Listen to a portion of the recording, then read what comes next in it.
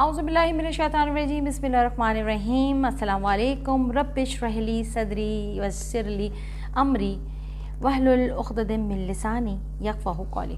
आज हम बात करेंगे जी जो हमारा थर्ड एनर्जी पॉइंट है, जिसे हम ऑरा पे हम डिस्कस कर रहे हैं कि हमारे जिस्म के अंदर 7 रंग हैं। अल्लाह ताला ने कोई भी चीज़ बग़ैर हिकमत के नहीं बनाई है। तो आज हम बात करेंगे अपना थर्ड एनर्जी पॉइंट के उसमें फ़िज़िकली और इमोशनली क्या क्या हमें प्रॉब्लम्स फेस करनी पड़ती हैं।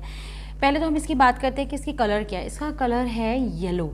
येलो कलर आपको पता है सूरज का है, इसका आंसर भी गर्म है, सूरज का कलर है। आपने देखा होगा जब सूरज एक सवेरा सुबह में निकलता है तो एक नई सुबह का आगाज़, एक रोशनी का आगाज़ होता है हमारी पूरी ज़िंदगी में कि हम सब काम के लिए निकल जाते हैं। चिड़िया और परिंदे अपने घोंसलों से बाहर निकल के अपनी जो है वो रिस्क की तलाश में मशगूल हो जाते हैं।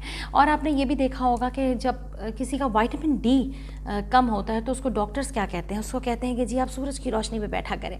क्यों बैठा करें? क्योंकि वो एनर्जी देती है। हम लोग सब एनर्जी से बने हुए हैं, तो इस चीज़ को आपको समझने की ज़रूरत है। जिन लोगों ने मेरी पुरानी वीडियोज़ नहीं देखी वो जाएँ और देखें कि ऑरा क्या है, उसका इंट्रो देखें और उसके बाद हमारा जो first second third energy points है उसमें हमें क्या क्या प्रॉब्लम फेस करनी पड़ती है और हम इसको कैसे ठीक कर सकते हैं। तो हम आगे अपनी इस वीडियो को आगे लेके चलते हैं। तो मैं बात कर रही थी कि विटामिन डी, और अगर आप ये देखें कि ज़्यादातर लोगों में विटामिन डी कम ही होता है सिवाय मज़दूरों के, क्योंकि मज़दूर सारा दिन धूप तपती हुई धूप में काम करते हैं और आप देखिए कि उनका काम ऐसा है कि उन्हें हड्डियां मजबूत उनकी होना बहुत ज़रूरी है। अल्लाह पाक ने मज़दूरों के लिए मुफ्त में विटामिन डी का इंतज़ाम कर लिया कि तुम लोगों को हड्डियाँ मजबूत होनी बहुत ज़रूरी है कि तुमने काम करना है। और वो गरीब लोग होते हैं तो वो रोज़ाना इंटेक तो नहीं कर सकते विटामिन डी का या कैल्शियम का कि डेली बेसिस पे, तो अल्लाह ताला ने उनको मुफ्त में एक विटामिन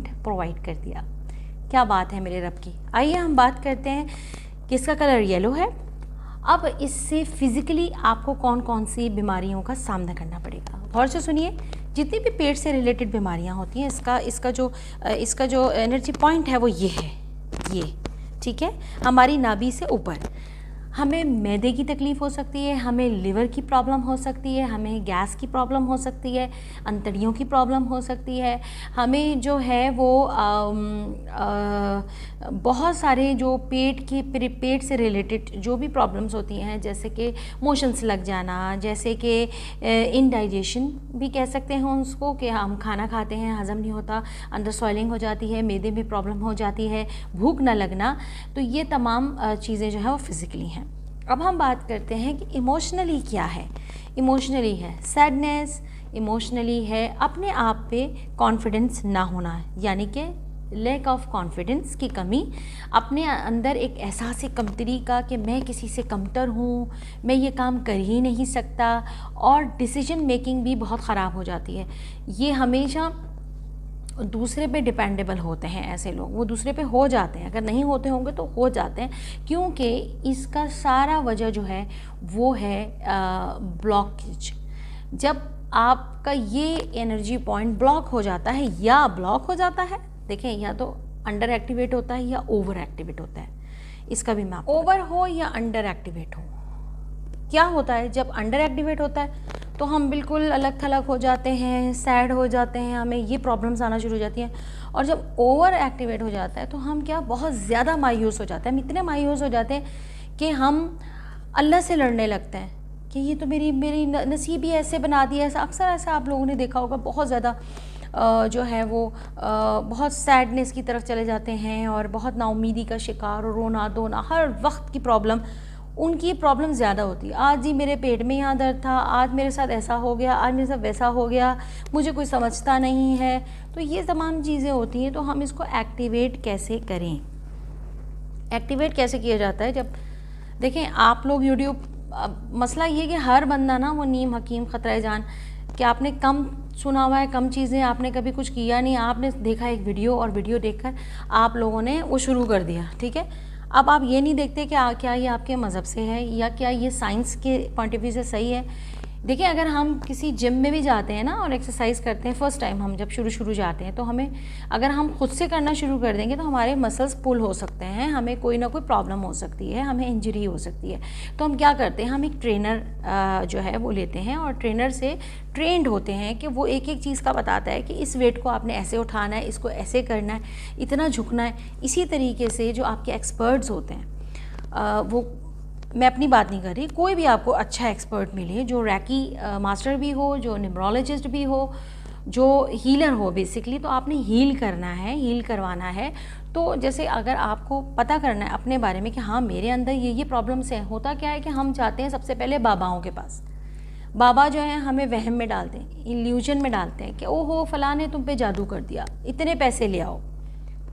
तो बाबा जो हैं वो आपको वहम में डाल देते हैं कि जी इतने पैसे ले आइए, इतने बकरे कटेंगे, और लोग बेवकूफ़ों की तरह जो है उन्हें पैसे दे रहे होते हैं। ये गलत बात है।